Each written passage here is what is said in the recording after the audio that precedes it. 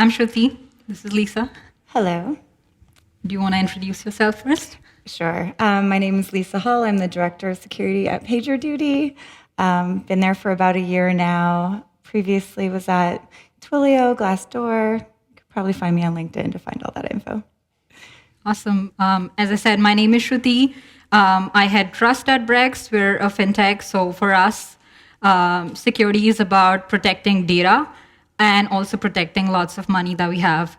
In the past, I've built several security programs from the ground up, including at Airbnb, Instacart, OpenDNS, which was a security company that got acquired by Cisco.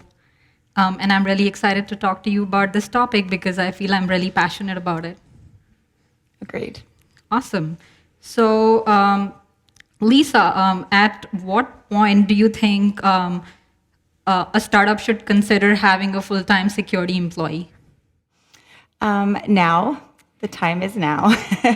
No, really. I think it's really important to get security in early. I imagine it more like cardio.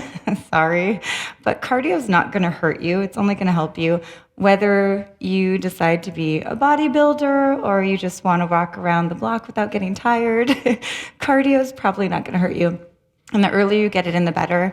Even if you don't have a dedicated security team or like security projects, you get security in early. We partner with IT and facilities, and you're building out your first office, and it's really great to have a security point of view when you're doing that. What kind of badges should we have? What should be on the badges? How long should we retain that data? Everybody needs computers. You're building out IT. It's only going to help you to have a security-minded individual in there during that time. Same with human resources, right? Like, should we run background checks? How long should we do this? What should we worry about? So I cannot stress enough that it will not hurt you, I promise. It's like good security hygiene. If you want to look at metrics, I think generally most companies hire security within 30 to 100 people. It generally sits at like the 1% to 2% headcount over overall headcount. So depending on the size of your company, you're going to want to go for 2%, go for 50%. But that's standard. But again, I don't think it will not hurt your team to get security in early. Awesome. What do you think? Yeah, I totally agree. So you brought up a really interesting point about building security even before you hire that full-time person. How would you suggest our friends to do that here? Maybe hire a consultant? Do you have any recommendations on maybe like some of the resources that they could tap on, either from a consulting perspective or make friends with other security teams in the industry? What are some of the strategies they could follow? Yeah, before you have a security team, I think generally most companies, like you have security evangelists within your company, and you can tap into that resource first and use those connections to find that security kind of resource.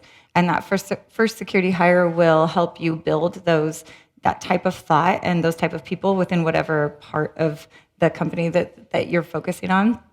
What's your opinion on that? Yeah, makes sense. I've always seen that to work really well. In all of my previous companies, there were always a few people who deeply cared about security more than the other people, and they had pretty good knowledge as well. Maybe that was a coincidence, but setting them up for success to be able to set a strong foundation proved to be really useful. Yeah, I think that works too when we talk about educating our developers. When maybe we only have one security person on the team, we can really tap into I know the developers on each team that care about security, and we can train them and get them to be coaches for their team. Same goes for almost every part of the company. Like, I have people in our people team that I know care about security, and I can go to them for that. So getting those pockets of security and really focusing on them, that helps. Makes sense. Have you seen any cultural indicators or business indicators that would say now is the right time to hire a full-time security person? I think it really does depend on the company, but a lot of times, customers drive that, especially now with a lot of focus on compliance, and everybody's talking about GDPR and CCPA and all these other things. it's not a bad lever to use to get that security thing going, because security is generally not viewed as revenue generating. But if you can tie it to, like, we enabled customers, we enabled sales, we are building compliance, like, you can use those tools to build up your security team. Makes I think sense. is helpful. Yeah, very helpful. So in my previous experiences, I've also seen like it also depends on the nature of the company, whether you're in a more regulated business or whether you're doing something that demands a higher sense of security for the assets you're protecting.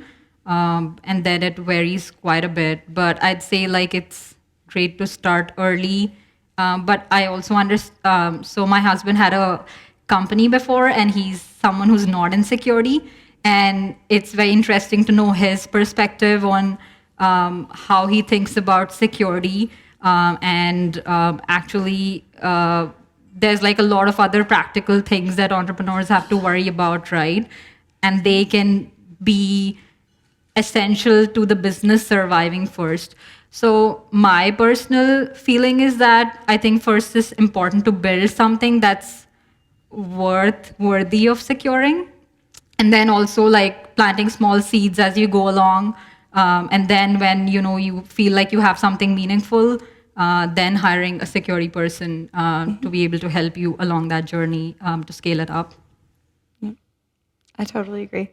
So then that brings us to our next topic, which is really, once you have this built, or you have like part of your idea of what you want security to be, where does it live? Like, where do you put it?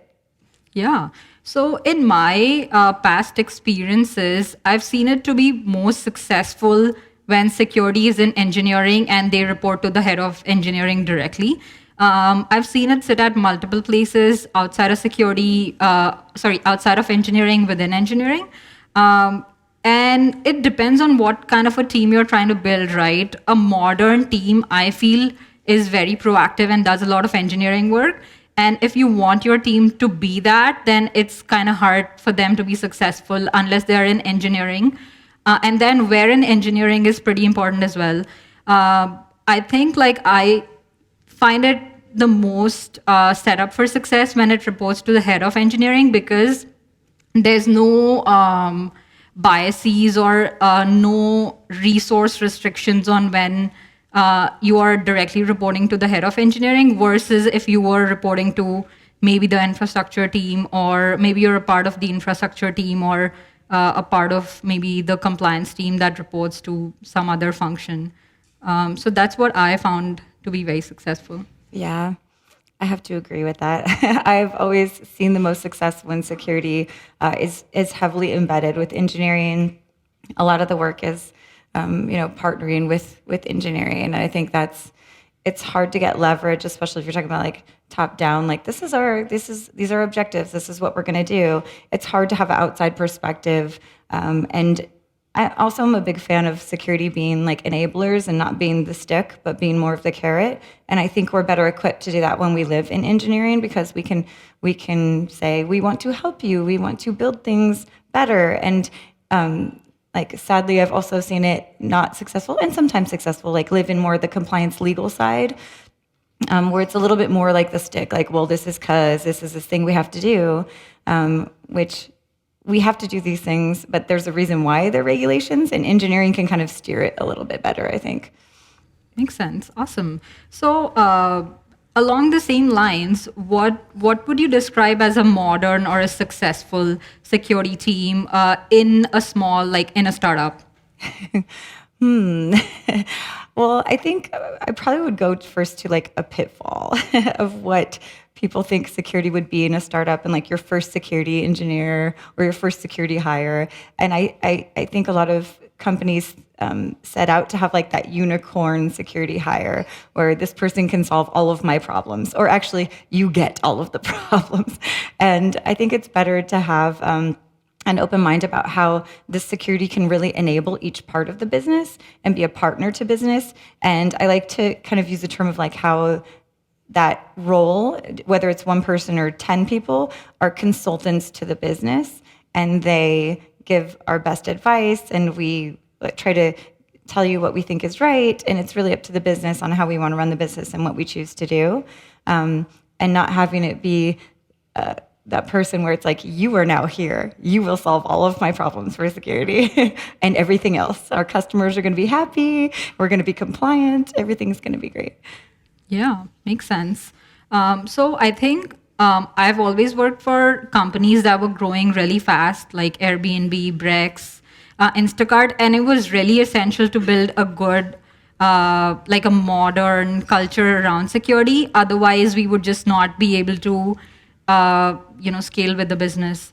So some of the things that I always kept in my mind while while bringing a culture of security was one, as Lisa mentioned, finding unique, creative ways to support people instead of saying no. I think saying no is like the easiest thing you can do being on security, but that really doesn't solve the problem. It's also very essential to determine how much risk you want to take on and be aligned with the business leaders on that.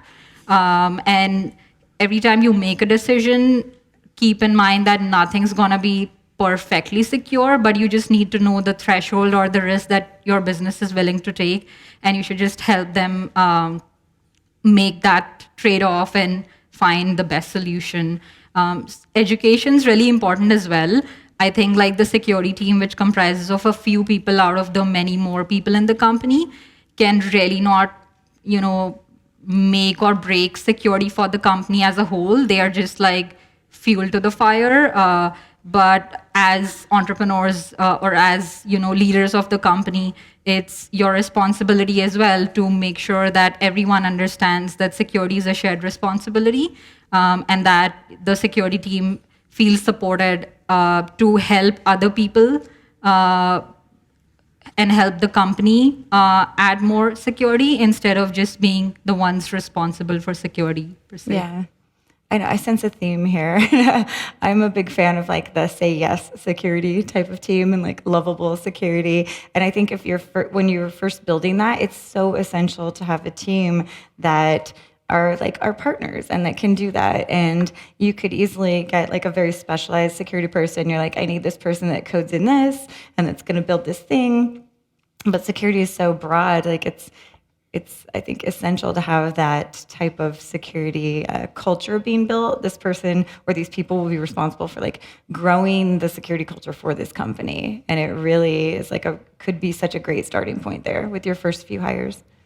Yeah, makes sense. So, how would you think about the proactive piece of more engineering proactively to build a strong foundation versus the reactive piece of fighting incidents when they actually happen, and how would you think of splitting between the two? I think like in any security team, there's going to be a little bit of both, right? And you have to decide how. Hopefully, it's not too much reactive, but you really have to be able to get somebody in who can like plan that. And even if it's an engineer, you're hiring like director level or whoever has got this like in long vision, understanding your risk and being able to focus on what that landscape is for you, because it's different for every company. And then knowing little, like baby steps. I think a lot of times people just want to like eat the whole elephant kind of thing. And you can do baby steps to get there. It's kind of like back to the cardio. Like you don't have to, lift that 200-pound weight or whatever right away. You can do tiny bits. And part of that is recognizing we will have a little bit of reactive security. Like someone's going to try to hack us. We're going to have alerts. People on support are going to do things. I don't know. You've got people all over the company that you're going to have to react to. At the same time, we have to have that like long game vision of where we want security to be, where we want the program to be, and how you can get there, even if it's in tiny bits because you only have a 3-person team or whatever you have. Yeah, makes sense. Awesome. How would you approach the same? Yeah, I think I would approach it similarly, where I think I would hate for it to be very reactive, because that's just not solving the problem. It's just, fixing the patches. So investing a lot in building a solid foundation is what I would rather invest on as compared to just always firefighting. Yeah. And it's really frustrating as well, right? Like if you're in security, you just always don't want to deal with fires all the time when there's so many holes you can fix. So what I've done in the past is spending a lot on engineering, tooling, and automation, such that and education, such that the load was more on the proactive side rather than the reactive side. Yeah. No, I really like what you're saying there. I think education's great. You can like again spread security across, the company. Tooling is, I mean, I'm a huge fan of automation and tooling. It's also one of those things I've seen done horribly wrong, where people are like, well, we could hire for this, or we could just tool it out, and you get a tool that you don't have anyone to operate or run, and it just kind of sits there and goes into the abyss. Or it creates more security fires for teams because they're responding to things that maybe aren't even necessary. Or worse, you could have a bunch of unactioned alerts, and when you actually have a breach and what? No, that's never happened. What are you talking about? yeah, then you would be in more trouble than you would be if you didn't have those tools in the first place. Okay, so I'm curious on how early teams can promote security work. Like a lot of times, maybe the CEO or somebody thinks we need security, hire a security person. This poor security person is there all on their own. Like, how do we promote security as a thing? How do we promote it within across the company and within maybe specifically like development teams? Yeah, that's a great question. I think there's a few strategies. One is at the strategy level. So security can be a very qualitative thing, right? And a lot of times people feel if there's no event, then that means we were secure. But that's really not true, because having a bad event depends on so many things that are not in your control. And even if you have a stellar program and what you're protecting is really useful, then you might it's just about how hard someone's trying, and then also your security posture. So not having a breach is not an indicator of how secure you were, but it can be quite hard to speak the same language as someone is not in security. So having some sort of a metric to determine how what your risk posture is or how secure you are in broad sense is super useful. I've seen that in the past. So what I have personally done is I've created a scorecard, like a custom scorecard to Brex, and that has a few hundred criteria of what I want in an ideal perfect world for us to have. And then I've ranked us in each of those categories and calculated the total amount of score. And that just helps me speak the same language with other people outside of engineering or even within engineering, and kind of demonstrate how we are making progress and adding more maturity. And it's not like an exact score, but it's like a North Star to keep a track on and prioritize work and speak the same language.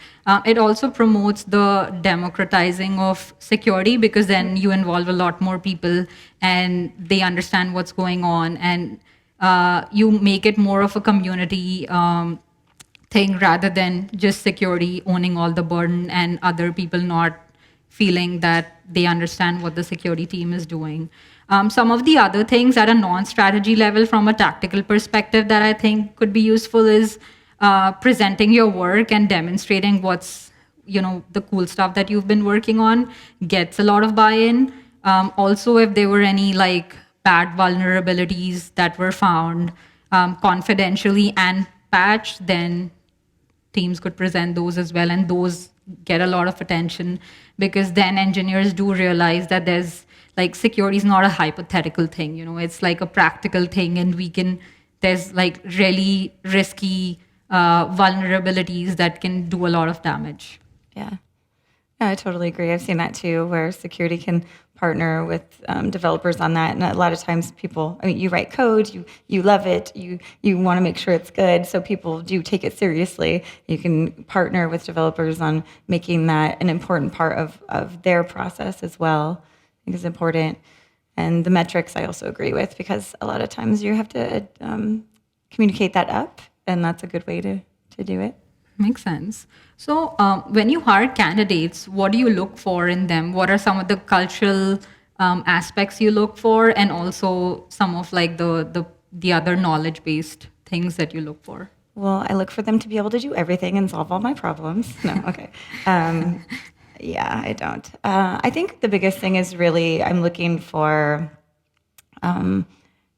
people that say yes, right? It's I think the days of being the like no security, no, you cannot do that are over. I don't think that wins any favors on any team. Being able to partner, and I'm not really. I don't really look for people, depending on what we're hiring for, but I don't look for people who are just like really specific in anything in particular. If they think about security a certain way and are learners and have a, just a let's enable the business kind of attitude, I think it goes a long way.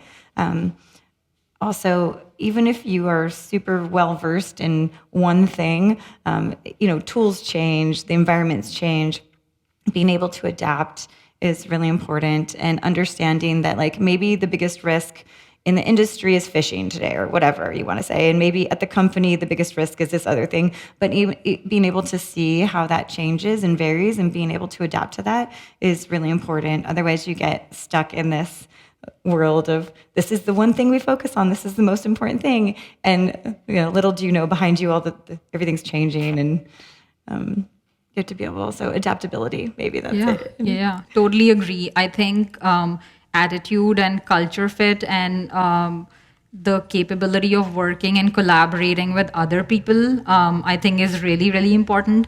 I believe one vulnerability here or there doesn't make or break a security posture unless like it is the one that actually causes a massive thing and then you can't recover from it. But most of the times for practical purposes, I think culture is really important and adaptability is really important as well. I agree. Good. Thank you so much for having us. We really appreciate it. Thank you.